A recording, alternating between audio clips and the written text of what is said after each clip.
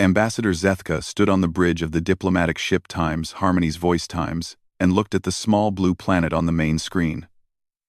Earth looked so peaceful from space. White clouds swirled around green and brown land masses. Blue oceans covered most of the surface. It was hard to believe that such a beautiful world was actually one of the most dangerous places in the galaxy. The files on her desk told a different story. Earth was classified as a Class 7 death world. The weather was wild and unpredictable. Massive storms could destroy entire cities. The ground shook and split open without warning. Mountains exploded and covered the sky with ash. Ice ages came and went, freezing everything for thousands of years. Rocks from space crashed into the planet regularly. Most worlds that supported life were calm and stable. Their weather was mild. Their ground never moved. Their skies were clear. That was how intelligent life was supposed to develop. But somehow, impossibly, thinking creatures had evolved on this nightmare world. The humans, as they called themselves, had not just survived on Earth. They had taken over the entire planet. Every continent, every ocean, every corner of the world had humans living on it. They had built cities in deserts and jungles. They lived on frozen mountains and in burning hot valleys. They even lived underwater and had started building homes in space. Zethka adjusted her ceremonial robes and reviewed the first contact protocols one more time. This should be simple. The Galactic Confederation had done this hundreds of times before. A primitive species would see their advanced ships and be amazed. They would be eager to learn from the older, wiser civilizations. They would gladly trade their resources for protection and technology. The humans seemed perfect for this. According to their radio signals, they had only recently figured out how to split atoms and travel between stars. They were probably still fighting wars with chemical explosives and metal bullets. They would need the Confederation's help to defend themselves from the real dangers in space. Ambassador, called Navigation Officer Yenta. We are approaching the edge of their solar system. Should I broadcast our peaceful intentions? Yes, follow standard protocol. Zethka replied. Send the message on all frequencies. Tell them we come in peace and wish to establish friendly relations.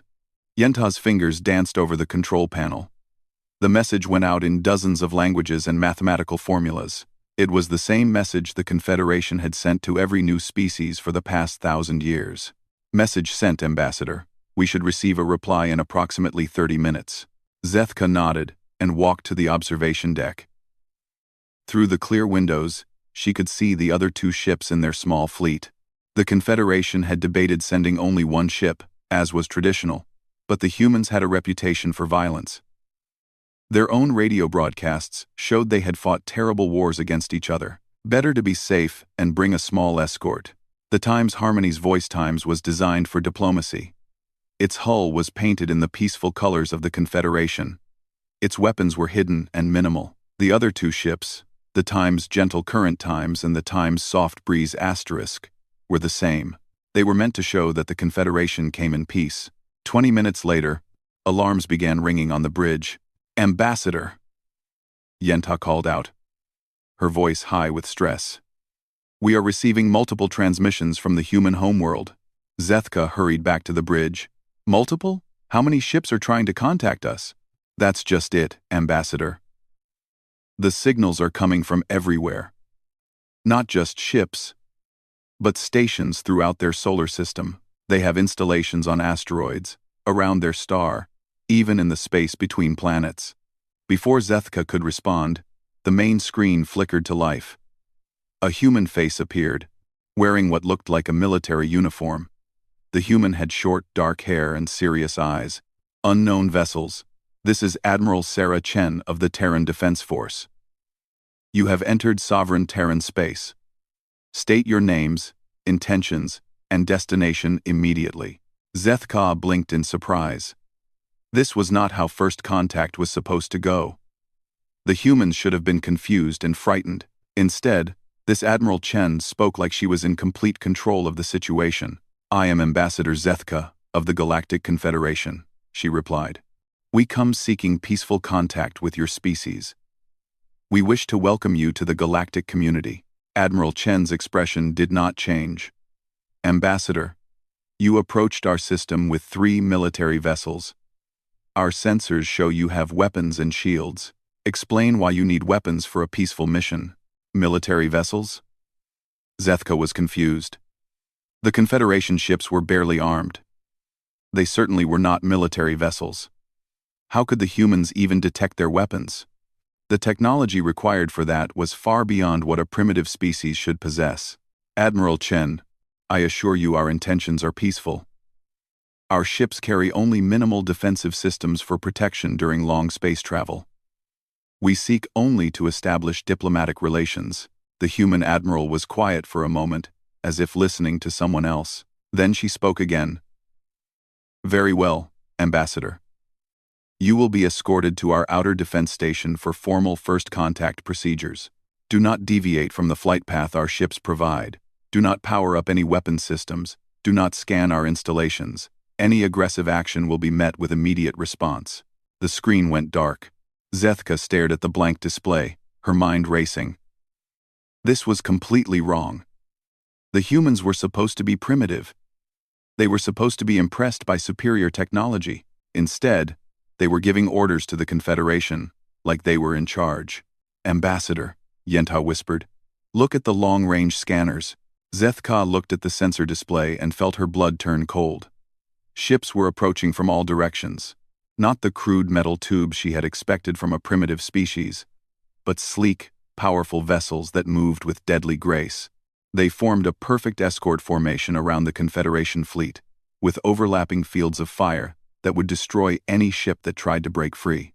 The human ships were beautiful in a terrifying way. They looked like predators from the deep ocean, all curves and angles designed for speed and killing. Their hulls were dark and seemed to absorb light. Weapon ports were clearly visible along their sides, and each ship was twice the size of the Confederation vessels. How many ships are escorting us? Zethka asked quietly. 12 that we can see clearly, Ambassador. But sensors are detecting at least 30 more in the area. And these appear to be just the nearest patrol ships. Long-range sensors show much larger vessels deeper in the system. Zethka sank into her command chair. The humans had not just achieved space travel. They had militarized their entire solar system. They had turned their death world into the center of an armed fortress that could probably destroy the entire Confederation fleet without breaking stride. This was not going to be a simple first contact mission after all. Admiral Sarah Chen stood in the docking bay of the TDF Times Indomitable Times and watched the alien shuttle land. The 3 visitors from the Galactic Confederation looked exactly like their files had described. Tall, thin creatures with pale blue skin and 4 arms. They moved gracefully, almost floating across the deck. The lead alien, Ambassador Zethka, stepped forward and performed what Chen assumed was a formal greeting. She raised all 4 arms and spoke in careful, practiced English. Greetings, Admiral Chen. I am honored to meet the representatives of your species. We bring peace and friendship from the Galactic Confederation. Chen nodded politely. Welcome aboard the Times. Indomitable Asterisk. Ambassador. I hope your journey was comfortable. Quote, as they walked through the ship's corridors, Chen noticed how the aliens kept looking around with wide eyes. They seemed surprised by everything they saw. The corridors were wide and well lit, but every surface showed signs of heavy construction. Blast doors were built into the walls every 50 meters. Emergency weapon lockers were clearly marked. Damage control stations were positioned at regular intervals. Admiral, Zethka said carefully, your ship appears to be designed for war. Are you expecting combat? Every human ship is designed for war, Ambassador, Chen replied calmly. We learned long ago that the universe is not a safe place. It's better to be prepared for trouble than to be caught defenseless. They entered the main conference room where Chen's senior staff was waiting. The aliens looked nervous when they saw that everyone was wearing military uniforms. Even the scientists and diplomats on Chen's team carried themselves like soldiers. Dr. Elizabeth Torres, Chen's chief xenobiologist, stepped forward to begin the cultural exchange. Ambassador Zethka, we are very interested in learning about your species and the Galactic Confederation. Perhaps you could tell us how your people evolved? Zethka seemed relieved to discuss something peaceful. Certainly, Dr. Torres. My people, the Zephyrians, evolved on a world called Gentle Haven. It is a beautiful planet with mild weather, calm seas, and abundant food. Our ancestors were herbivores who lived in harmony with nature. We developed intelligence through cooperation and problem-solving. What about your species? Dr. Torres smiled, but there was something predatory in her expression. Humans evolved quite differently, Ambassador. Our ancestors were persistence hunters. They would chase prey animals across vast distances until the animals collapsed from exhaustion. Then they would kill them with stone tools. The color drained from Zethka's face. Persistence hunters? You mean your ancestors murdered other creatures for food? Not just for food, Chen added. Humans are omnivores. But we also competed with other predators for territory and resources. Our ancestors fought against creatures much larger and stronger than themselves. Giant cats with teeth like knives, bears that could tear a human in half, pack hunters that worked together to bring down massive prey. Commander James Wright, Chen's tactical officer, pulled up a holographic display showing Earth's history. Our planet tried to kill us regularly, Ambassador. Ice ages that lasted for thousands of years. Volcanic eruptions that blocked out the sun. Asteroids that wiped out entire species.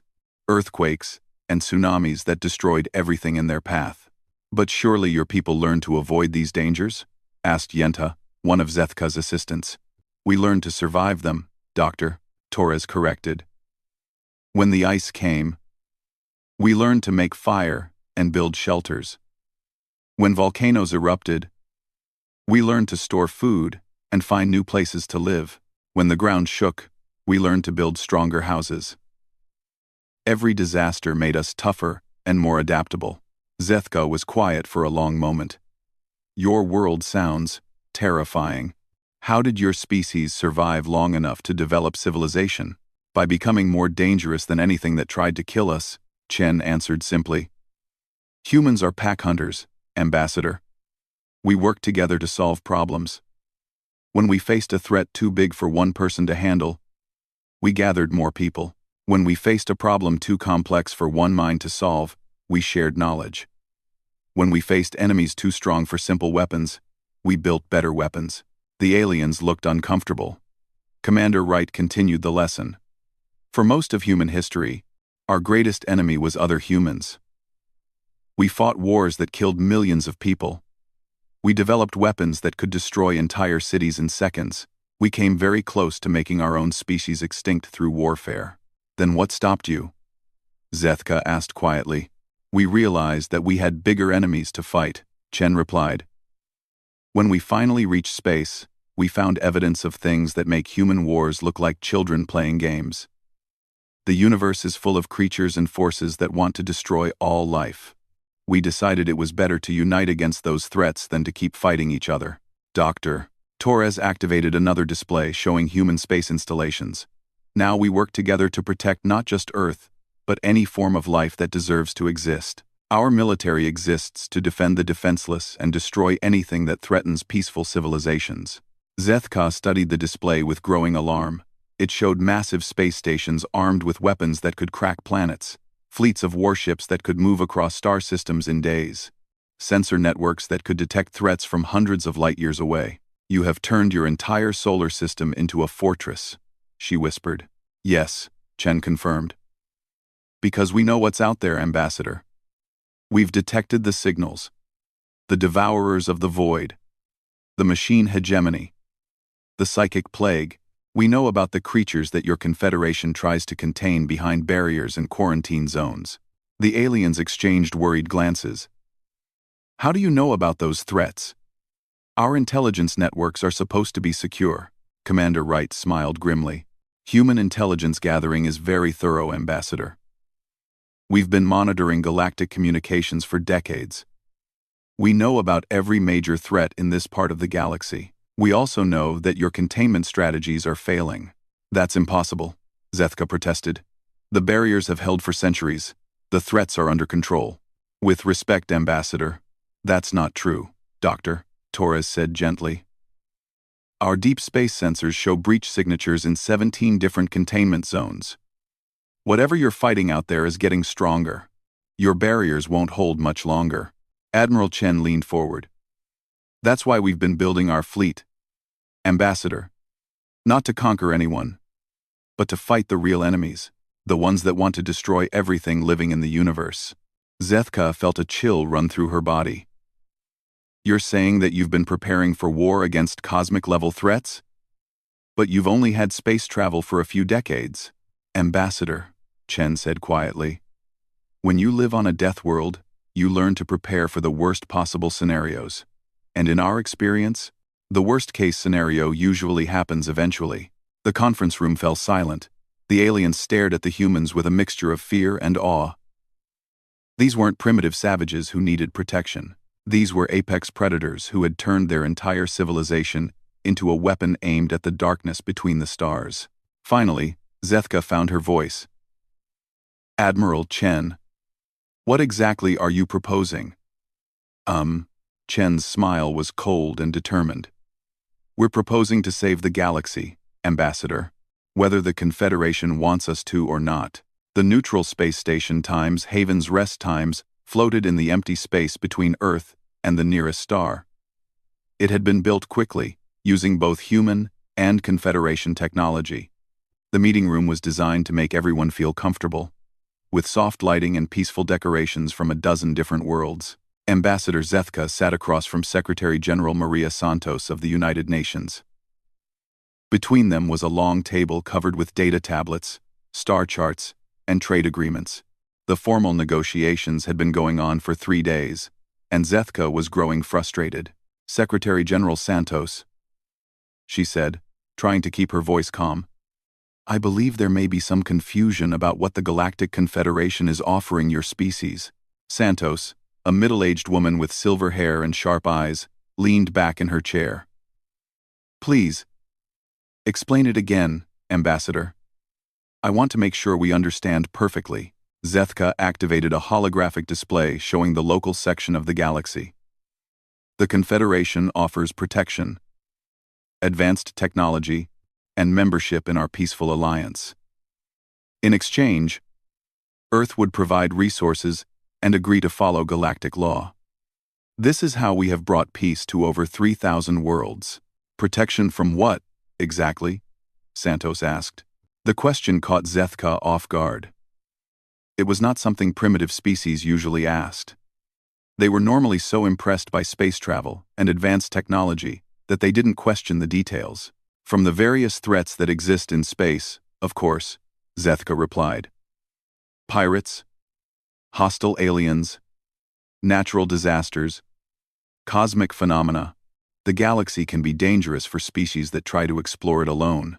Admiral Chen, who was sitting beside Santos, leaned forward. What about the big threats, Ambassador? The ones you mentioned before? The Devourers, the machine hegemony, the psychic plague. How exactly does the Confederation protect against those? Zethka felt uncomfortable. Those threats are contained within secure barriers. The Confederation maintains quarantine zones around dangerous areas. We have treaties and agreements that keep the major threats from spreading.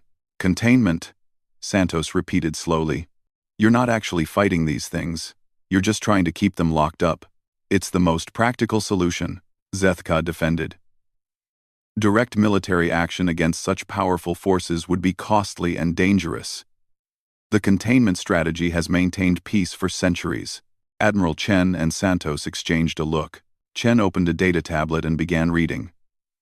Ambassador, we've been analyzing your Confederation's military capabilities. Your ships are designed primarily for defense and patrol duties. Your weapons are intended to disable rather than destroy. Your tactics focus on avoiding combat rather than winning it. Yes, Zethka said proudly. The Confederation believes in peaceful solutions.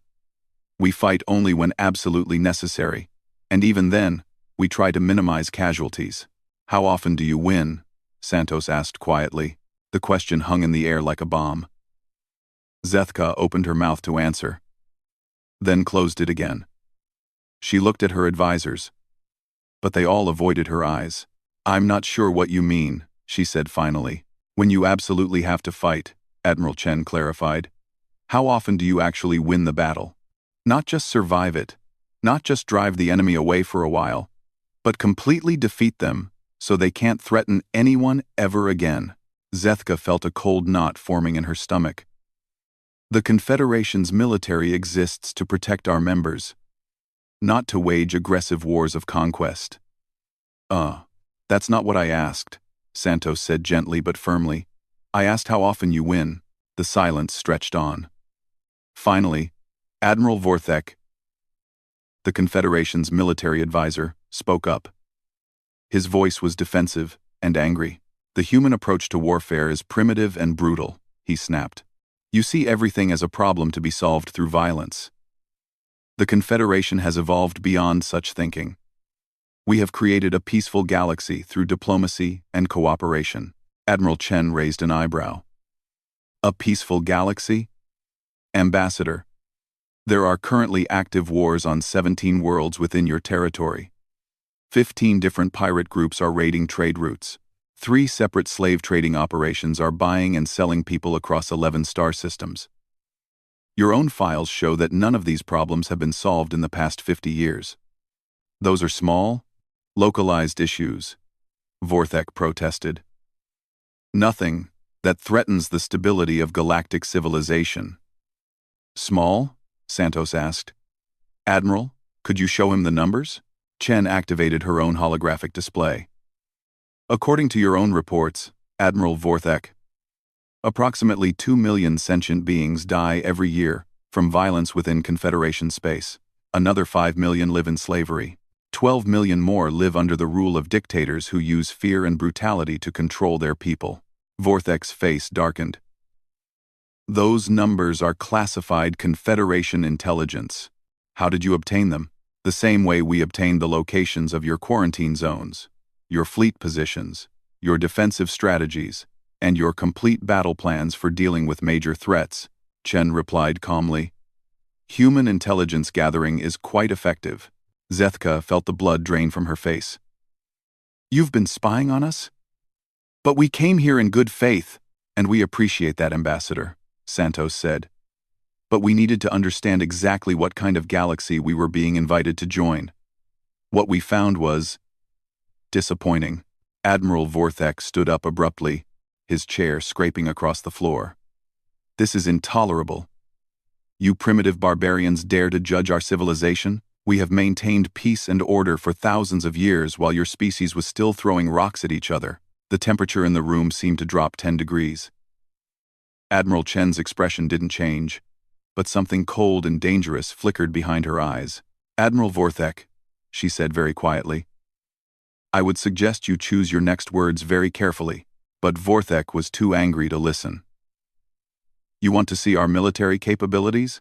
You want to understand how we maintain order? He pulled out a secure data tablet and began entering commands.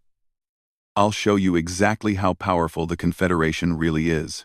The holographic display changed, showing detailed maps of Confederation fleet positions throughout the galaxy. Ship types, weapon loads, patrol routes, supply lines, and communication networks all appeared in perfect detail. There, Vorthek shouted. 3,000 ships positioned to protect our territory. The most advanced fleet in galactic history. This is how a real civilization defends itself. The room went completely silent. Zethka stared at the display in horror. Vorthek had just revealed every military secret the Confederation had, all in an attempt to impress the humans. Santos leaned forward and studied the data carefully. Her expression grew more and more concerned as she took in the details. Admiral Chen, she said finally, how long would it take our fleet to reach these positions? Chen was already running calculations on her tablet. The furthest ones would require about 6 weeks at maximum burn. The closer ones, we could be there in 3 days. Zethek realized with growing terror that the humans weren't impressed by the Confederation fleet. They were studying it like scientists examining a bug under a microscope. Santos stood up slowly. Ladies and gentlemen, I think we need to call a recess. Admiral Chen, please contact Earth immediately. We need to convene an emergency session of the Defense Council. What for? Zethka asked. though she was afraid of the answer. Santos looked at her with something that might have been pity. Because, Ambassador, your galaxy is in much worse shape than we thought. And if we're going to fix it, we need to move fast. Admiral Chen was already speaking into her communicator. Priority Alpha message to Earth Command. Prep the fleet for immediate departure. Full battle configuration. We have work to do. As the humans filed out of the conference room, Zethka sat alone, staring at the tactical display that still showed all of her civilization's military secrets. She had the terrible feeling that the Confederation had just made the biggest mistake in its history. Outside the station's windows, space began to fill with the energy signatures of ships jumping to faster-than-light travel. But they weren't heading away from human space. They were heading deeper into the galaxy, toward the places where ancient evils waited behind failing barriers. The negotiations were over. Now came the war. 3 days after the failed negotiations, Ambassador Zethka stood on the observation deck of the Times Harmony's voice times and watched her worst fears become reality. The long-range sensors showed energy signatures approaching from human space, but the numbers made no sense. According to the displays, hundreds of ships were heading toward them. That can't be correct, she whispered to herself. Run the scan again. Navigation Officer Yentha worked frantically at her console. Ambassador, I've run the scan 5 times. The readings are accurate. I count 437 distinct ship signatures approaching from the direction of Earth. Zethka felt dizzy. The entire Confederation Navy had only 3,000 ships spread across the galaxy. How could one primitive species have built over 400 ships in just a few decades? What types of ships are they? She asked.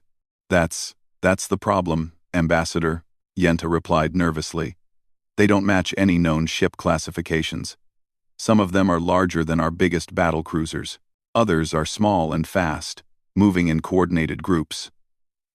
There are ships that appear to be mobile weapons platforms, and others that look like they're designed to carry thousands of smaller craft. Admiral Vorthek burst onto the bridge, his face pale with panic. Ambassador, you need to see this. The humans are broadcasting a message to all Confederation vessels in the area. The main screen flickered to life, showing Admiral Chen standing on what was clearly a military command bridge. Behind her, dozens of officers worked at control stations. Warning lights flashed red, and the sound of alert sirens could be heard in the background. This is Admiral Sarah Chen of the United Nations Defense Force, she began, her voice calm and professional. To all Confederation vessels in this sector, you are advised to maintain safe distance from the following coordinates while combat operations are in progress. A star map appeared, showing a section of space about 50 light-years from their current position. Red zones marked areas that the humans declared off-limits. The UDF First Fleet will be conducting offensive operations against hostile entities in the Keeper Nebula. Any civilian vessels approaching the combat zone will be escorted to safety. Any military vessels that interfere with operations will be considered hostile and dealt with accordingly. The transmission ended.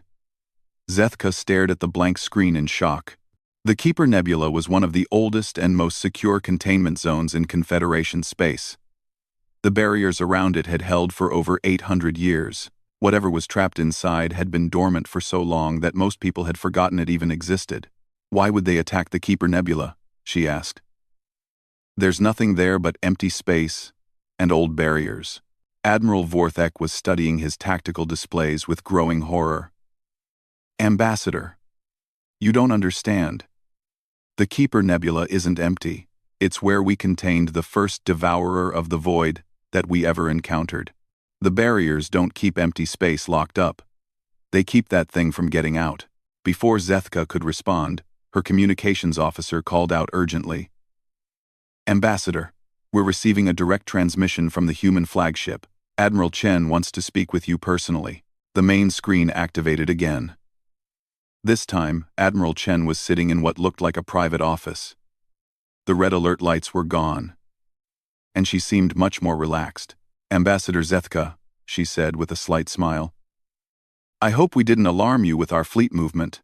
I wanted to take a few minutes to explain what we're doing and why we're doing it. Admiral Chen, Zethka replied, trying to keep her voice steady. The Keeper Nebula is a secure containment zone. The creature inside has been dormant for centuries. Why are you risking releasing it? Chen's expression grew serious. Because it's not dormant, Ambassador. Our deep space sensors detected massive energy spikes coming from inside the nebula 3 weeks ago. Whatever you have trapped in there is waking up. The barriers are failing. The blood drained from Zethka's face. That's impossible. Our monitoring stations would have detected any change in the containment field. Your monitoring stations were destroyed 6 days ago, Chen informed her gently. The entity inside the nebula sent out some kind of energy pulse that overloaded their systems. We only detected it because our sensors are designed to watch for exactly that kind of activity. Admiral Vorthek leaned forward desperately. Even if that's true, you can't just attack a devourer of the void. They're immortal. They're made of dark matter and cosmic energy. The best we can do is contain them, Chen smiled, and there was something cold and predatory in her expression. Admiral, that's where you're wrong. Let me show you something. The display changed to show the approaching human fleet in detail. Zethka gasped when she saw the scale of it. The ships were massive, angular beasts covered in weapons and armor. They moved in perfect formation, like a school of mechanical sharks swimming through space. This is the UDF First Fleet, Chen explained. 57 capital ships, each one designed specifically for fighting cosmic-level threats. They carry weapons that can punch holes in reality itself. Their armor is made from materials that exist in 17 different dimensions simultaneously. Their shields can redirect the energy output of an entire star. The camera zoomed in on the largest ship, a massive vessel that looked like a flying cathedral made of metal and energy. That's the UNS times Terra's Wrath *. Our flagship. She's armed with quantum torpedoes, gravity cannons, and something we call a reality anchor that can lock hostile entities into normal space-time so they can be destroyed. Zethka felt faint. How is this possible? Your species has only had space travel for a few decades. We've been preparing for this fight since we first detected signals from space, Chen replied. When we realized that the galaxy was full of creatures that wanted to destroy all life, we decided to build a military that could actually win against them. We didn't just build ships, Ambassador. We redesigned our entire civilization around the concept of warfare against cosmic horrors. The display showed more images of human space. Massive orbital shipyards that could build capital ships in weeks instead of years. Training facilities where millions of humans learned to fight in zero gravity and survive in hard vacuum. Research centers where scientists worked on weapons that could kill gods. Every human settlement is also a fortress, Chen continued. Every civilian knows how to fight. Every factory can be converted to produce military equipment. Every school teaches strategy and tactics alongside reading and writing. We turned our death world into the center of the most powerful war machine the galaxy has ever seen. Admiral Vorthek was shaking his head in disbelief. This is madness. You've militarized your entire species. How do you maintain peace? How do you prevent civil war? Chen's smile widened. We give our warriors something bigger to fight, Admiral. Something that deserves to be destroyed. The devourers of the void, the machine hegemony, the psychic plague, and all the other horrors hiding in the dark. We've united humanity around a single goal. The complete destruction of everything that threatens peaceful life in the universe. The tactical display updated to show the human fleet reaching the edge of the Keeper Nebula. The ancient barriers that had contained the devourer for 8 centuries were flickering and sparking. Dark energy was beginning to seep through the cracks. Ambassador, Chen said quietly. You're about to see something that hasn't happened in galactic history. You're about to watch the good guys win. Chen, the screen went dark. A moment later, alarms began ringing throughout the Times Harmony's voice *. The space around the Keeper Nebula was lighting up with weapons fire, unlike anything in the Confederation databases. The humans weren't just attacking the devourer, they were tearing it apart. Zethka collapsed into her command chair, finally understanding the truth. The Confederation hadn't encountered a primitive species that needed protection. They had stumbled across a civilization of apex predators who had been waiting for something worthy of their attention. The galaxy's greatest threats were about to discover what it meant to be hunted by the children of a death world, and judging by the energy readings coming from the nebula, they were losing. The emergency session of the Galactic Confederation Council was unlike anything in recorded history. Representatives from over 1,000 worlds crowded into the great chamber on the capital world of Harmony Prime. The air was thick with fear, confusion, and desperate hope. Ambassador Zethka stood at the speaker's podium, her 4 hands shaking as she held the report that would change everything. Behind her, massive screens showed the aftermath of the Battle of Keeper Nebula, where once there had been an ancient prison holding a cosmic horror.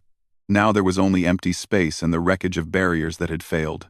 "Fellow beings," she began, her voice echoing through the chamber, "I must report that the human military has successfully destroyed the Devourer entity that was contained in the Keeper Nebula. The creature that our ancestors imprisoned 800 years ago is dead." Murmurs of disbelief rippled through the crowd. Several representatives stood up to protest. "Impossible!" shouted Councilmember Threshna of the Hive Worlds. "Devourers cannot be destroyed. They exist beyond normal matter and energy. The humans possess weapons that function beyond our understanding of physics," Zethka replied. "They call them reality anchors and quantum torpedoes." The battle lasted only 6 hours. The Devourer tried to escape into dark space 3 times. Each time, the humans dragged it back and continued their attack until nothing remained. High Counselor Melthara, the eldest member of the Confederation, rose slowly from her chair. "Ambassador Zethka, what are the humans demanding in exchange for their assistance?" Before Zethka could answer, the chamber's communication system activated. Admiral Chen's image appeared on the screens, broadcasting from the bridge of the UNS Times Terra's Wrath *. "High Counselor, members of the Confederation Council," Chen said formally, "the United Nations Defense Force is requesting permission to address this assembly." Melthara looked around the chamber, noting the expressions of fear and uncertainty on thousands of faces. "Permission granted, Admiral Chen," Chen nodded respectfully. "Thank you. Let me begin by saying that humanity has no desire to conquer or rule your worlds. We have no interest in your resources or territory. What we offer is something much simpler. The chance to live without fear." The Admiral gestured to someone off-screen. A new image appeared, showing a detailed map of the galaxy with dozens of red zones marked across it. "Our analysis of Confederation space has identified 47 active threats that your containment strategies are failing to control. 12 Devourer entities, showing signs of increased activity. 15 machine hegemony infiltration points. 8 psychic plague outbreak zones. And 12 other cosmic-level threats that don't match any known classification." Gasps and frightened whispers filled the chamber. Several representatives turned to their military advisors, demanding confirmation. "Your barriers are failing because you built them to contain rather than destroy," Chen continued. "You've been playing defense for thousands of years while the enemy grows stronger. That strategy has reached the end of its usefulness." Councilmember Vorth of the Crystal Systems stood up angrily. "And what gives you the right to decide galactic policy? You've been in space for less than a century. We've maintained peace for millennia." Admiral Chen's expression didn't change. "With respect, Council Member, you haven't maintained peace. You've maintained a stalemate, but the enemy has been using that time to adapt and grow stronger. Our intelligence indicates that within 50 years, your containment systems will fail completely. When that happens, every world in the galaxy will be defenseless against horrors you can barely imagine."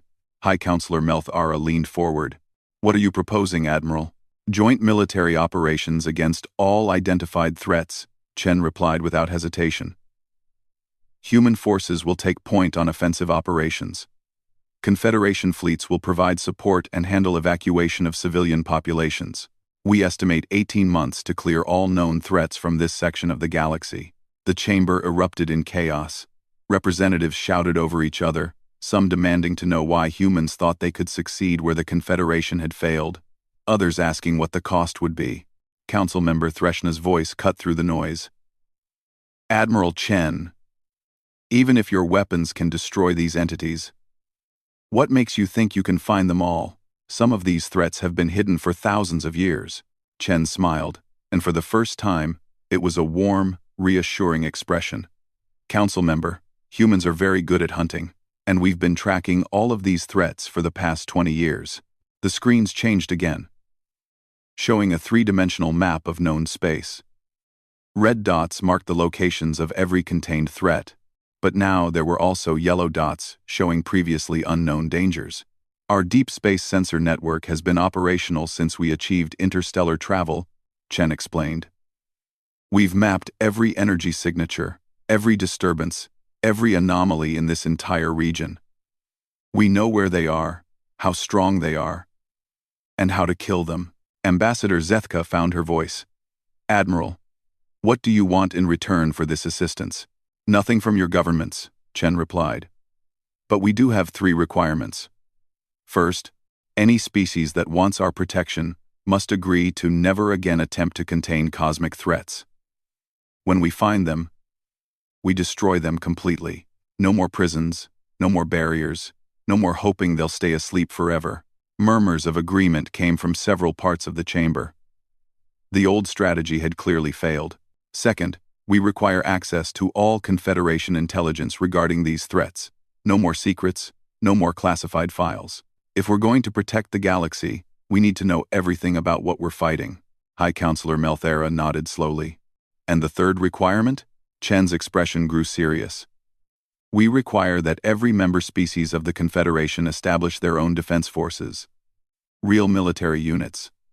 Not just police forces or patrol ships. The next time cosmic horrors threaten the galaxy, we want every world to be able to defend itself until help arrives. Council member Vorth stood up again. You want us to militarize our entire civilization, to become warlike like humans? No, Chen replied firmly. We want you to become strong enough to protect yourselves and others. There's a difference between being warlike and being capable of war. Humans learned that lesson on our death world. Now we're offering to teach it to you. The debate continued for hours. Some representatives argued that humanity was trying to impose its violent culture on peaceful species. Others pointed out that the current system was clearly failing and that something had to change. Finally, High Counselor Melthara called for order. The Council will vote on the human proposal. All in favor of accepting the Terra Accords as presented by Admiral Chen? The vote was closer than Zethka had expected, but it passed. 2/3 of the representatives chose to trust humanity with the galaxy's defense. Admiral Chen's image smiled. Thank you, Council. The UDF Second Fleet is already en route to the Vorthen cluster to deal with a machine hegemony incursion. The Third Fleet will handle the psychic plague outbreak in the Outer Rim. We estimate that all major threats will be eliminated within 18 months. As the transmission ended, Zethka realized that everything had changed. The Confederation was no longer a loose alliance of species hiding behind walls and hoping for the best. It had become something new. A galactic civilization protected by the apex predators of a death world. 6 months later, Zethka stood on the observation deck of the rebuilt space station that orbited Earth. Through the transparent aluminum windows, she could see massive shipyards where human and alien engineers worked side by side. Ships were being built that combined human weapons technology with Confederation defensive systems. Admiral Chen joined her at the window. How are the new defense forces training coming along, Ambassador? Better than expected, Zethka admitted. My people are natural flyers, so they're excelling in fighter pilot training. The Hive worlds are providing excellent tactical coordinators. Even the crystal systems have contributed some impressive shield technologies. Chen nodded approvingly. That's good to hear. We'll need everyone ready soon. Our long-range sensors have detected something new moving in from outside the galaxy. Something big. Zethka felt a familiar chill of fear. Another cosmic threat? Probably. Chen replied calmly. But this time, we'll be ready for it. The entire galaxy will be ready for it. As if to prove her point, a new ship emerged from the shipyard's construction bay. It was sleek and deadly, but its hull bore the emblems of both human and alien governments. It was a symbol of what the galaxy had become, a place where peaceful species could thrive because they had the children of a death world standing guard. The monsters under the bed were gone. And if new monsters came looking for trouble, they would discover that the galaxy was no longer defenseless. It was protected by beings who understood that sometimes the only way to preserve peace was to be very, very good at war. In the end, the aliens had anticipated negotiations. Instead, they got something much better. They got guardians.